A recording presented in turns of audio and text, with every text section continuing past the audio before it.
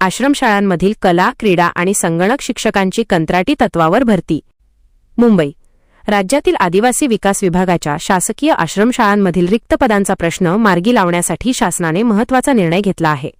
या निर्णयानुसार कला, क्रीडा आणि संगणक शिक्षकांची एकूण 1497 पदे आता बाह्य स्रोताद्वारे आउटसोर्सिंग भरली जाणार आहेत.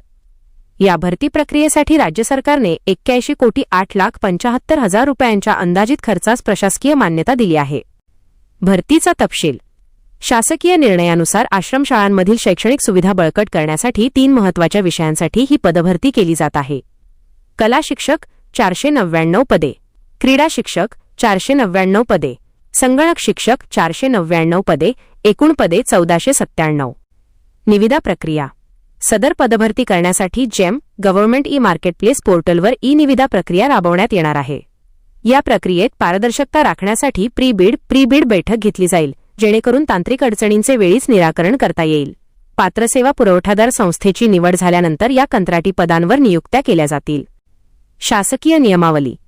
ही भरती प्रक्रिया राबवताना उद्योग, ऊर्जा व कामगार विभागाच्या 1 डिसेंबर 2016च्या शासन निर्णयातील निकषांचे काटेकोर पालन करण्याचे आदेश देण्यात आले आहेत.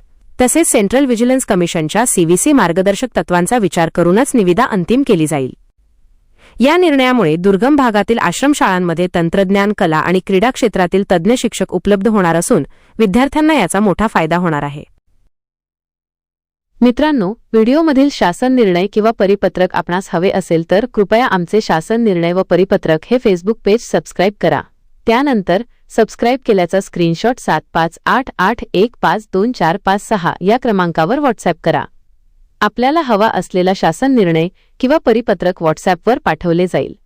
लक्षात ठेवा, शासन निर्णय व परिपत्रक मिळवण्यासाठी फेसबुक पेज सबस्क्राईब करणे आवश्यक आहे.